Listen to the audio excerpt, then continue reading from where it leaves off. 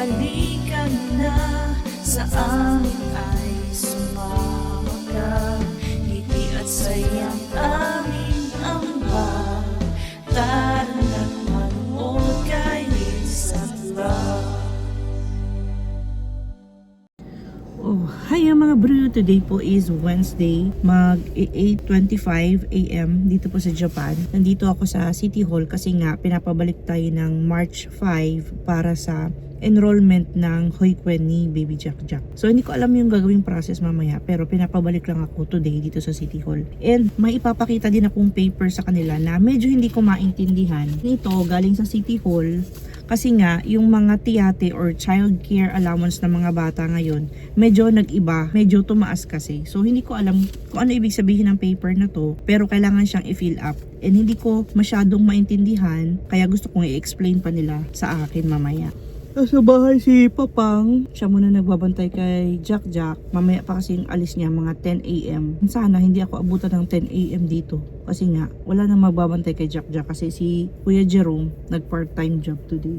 And may nagtanong pala, si Sister Soleil, ayan, nagtanong siya sa last vlog about doon sa, yung parang static, pang sticker ng static.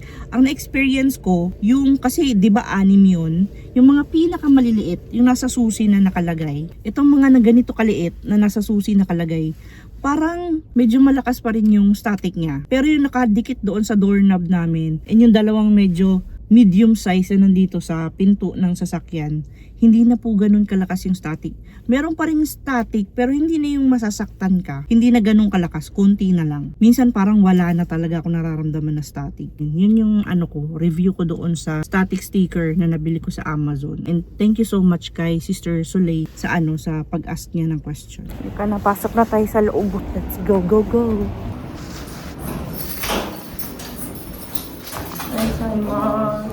Ang daming usap-usap, pero buti na lang meron silang English interpreter ba.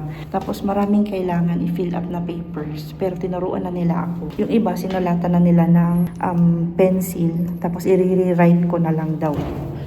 So uwi muna tayo. Dami kong kailangan sulatan. Let's go home. Sakto magna 9:30 pa lang. 9:24. Ayan, 10 AM aalis si Papang. So tara na. Let's go.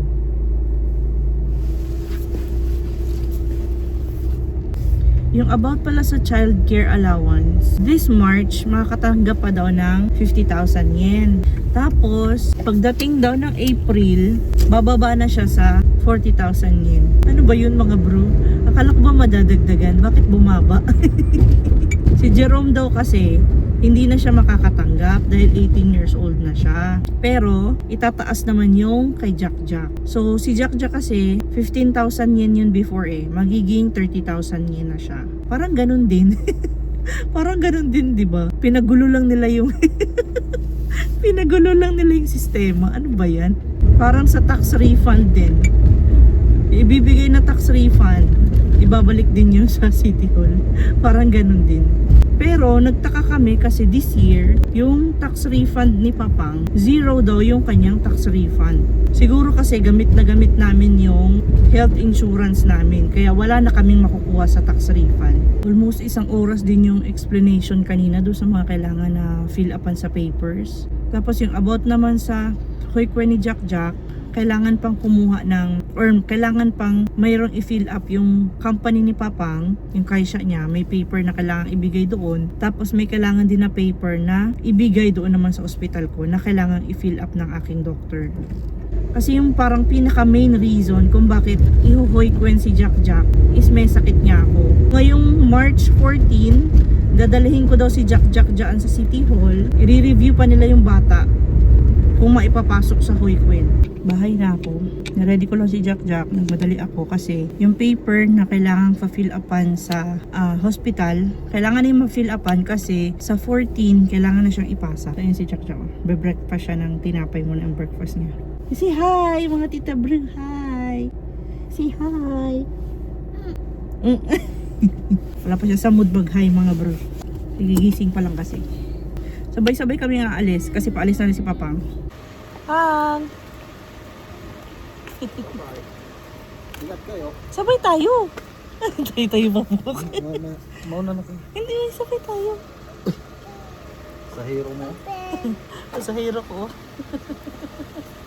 Where are we going, my baby? Dito na kami sa ospital. Jack, where are you going? Where are you going? Huh? You go there? Oh, come on. Ay, nako. Ayaw kasi nito sumakay sa elevator eh. Nasa elevator lang man tayo, malab.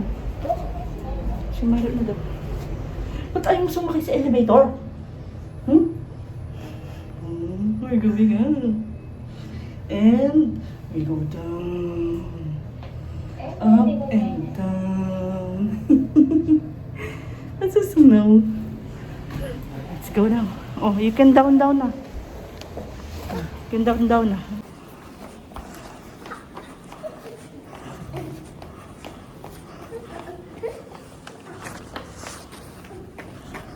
Nag-iiw ka? Did you iiw? Parang may naamoy akong iiw ah. Did you iiw? May I see your puwet, be? May I see your puwet? Okay. Wala naman pala. Let's go. Let's go.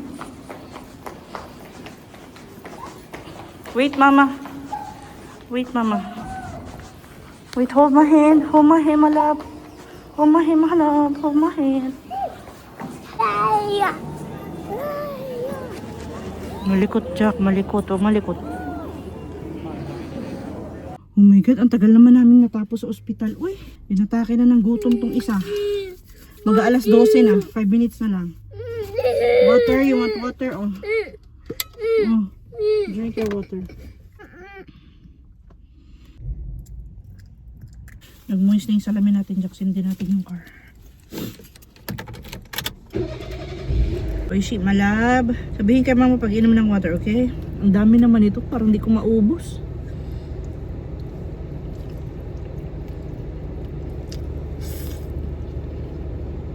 Ang bilis ko talaga mapagod. Feeling ko talaga pagod na ako.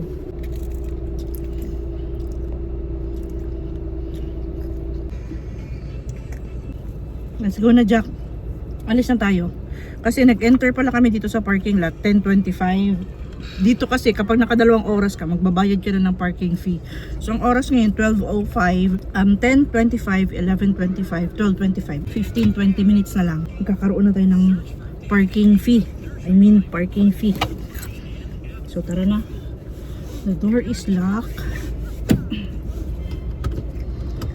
Let's go, go, go! Babay mo ng mga bro kasi gagamitin ko tong cellphone pang Navi. Bahay na kami mga bro. Yung paper pala kanina na pina-fill upan ko kay Sensei, may bayad siya. 2,200 yan. Yung pinabayad. Ayan. So, pirma lang nung doctor. May bayad. Okay, so tapos na yung paper para doon sa doctor. Napagod talaga ako mga bro. Napagod ako kay Jack Jack ba? Nakakasaway kay Jack Jack. So, may mga papers pa dito. Ito naman yung mga checklist eh. Nang kailangan kong fill upan, ang kailangan kong gawin. So, may mga ano naman, mihong or ano ba yung mihong. Yung parang kopyahanan. Ayan o, naka-translate naman. So, ito yung mga i-fill up ko. Naka-translate naman siya sa English. Bale, 3 paper siya. So, ito yung una. Ayan o, sample. May sample sila. So, yan yung una. Ito yung pangalawa. Ayan. Ito naman about to kay Jack Jack. Survey. Kung mga food allergy ni Jack Jack, yung bigat niya, kung nag-breast milk pa ba siya or dumidede pa ba siya. About mga sa mga pagkain, ganyan. So, yan.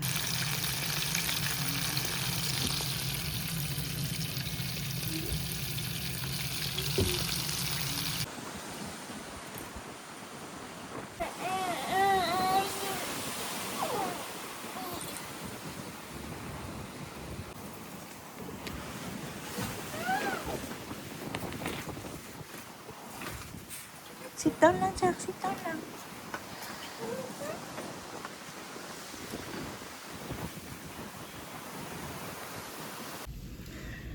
Good morning! Say good morning, Jack, sa mga tita bro. Pasya sana kami dito sa park. Kaso lang, wala pa kaming mga 15 minutes siguro. Ikot-ikot lang kami dyan sa playground. Parang kumirot naman yung ulo ko kasi sobrang lakas ng hangin. Nagbaon pa naman sana ako ng mga chicken. Ayan, kasi dyan kami sana kami magtanghalian kasi 11 na din ng umaga. So, isang oras na lang tanghalian na. Nagbaon ako ng chicken and mga tinapay. Yan sana kami magkain sa park kaso ang lakas ng hangin. Dito na lang kami sa loob. And ayan, si Ate Jackie. Kasama namin si Ate Jackie. Pasyal kasama si Ate Jackie. O, Ate Jackie, oh. Gusto mo pa? Mainit ha, mainit pa yan. Mainit-init pa yung chicken. Dito na lang kami magkain sa sasakyan. Kasi sa labas, meron silang doon. Parang bahay kubo ba. Kaso lang, ang lakas ng hangin. Parang kumirot yung ulo ko. Meron tayo mga sandwiches. Yung dalawa dyan, walang palaman. Itong isa, merong yung parang Nutella. Tapos yung isa yung parang cheese whiz naman. Itong park na ito, akala ko marami ng sakura. Pero wala pa pala. Maaga kasi dito nag-bloom yung sakura sa park na to. Pero baka sa katapusan pa siguro ng March or kalagitnaan siguro kasi wala pa, hindi pa siya namumukadkad eh. Ayos yung mga bro.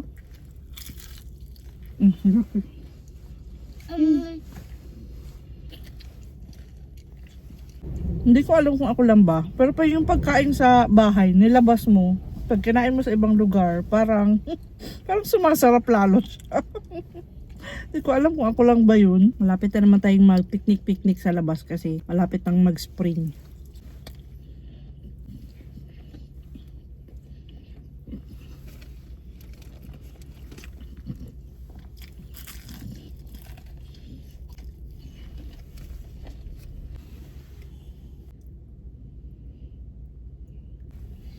Okay na?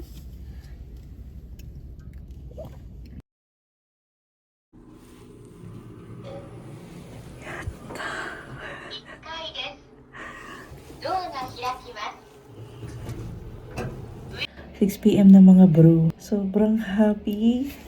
Nakuha ko na din po yung permit to sell ko. Pero marami pa akong kailangan basahin kasi sabi ng police, basahin ko daw to. Pero eto na siya. Yan, yung mga binibenta kong used item. Pwede ko na pong post online. Pwede ko na silang lagyan ng mga presyo. So yun lang mga bro yung ating vlog for today. Sobrang happy ko. Buti na lang natutulog si Jake at saka si Kuya Jake nung tumawag yung police. Kaya nagdali-dali akong umalis kanina. Sobrang kaba ng dibdib ko habang papunta ako doon sa police station. Kasi baka mamaya pagalitan na naman ako ng police eh. May mga kailangan akong gawin kapag nagbebenta na talaga ako ng mga item. So, may kailangan daw akong isulat. Kailangan ko binili, saan ko binili. Basta, mga ganun mga bro. Pero sobrang happy yata. Legit na tayo today. Yun lang po for today's vlog nga. Maraming salamat po sa panonood at sa pagtambay today sa channel namin. Please do like, comment, and subscribe. And always remember, whatever you are, be a good one. Bye-bye for now and see you again on our next one. Bye! Sa next vlog po ulit!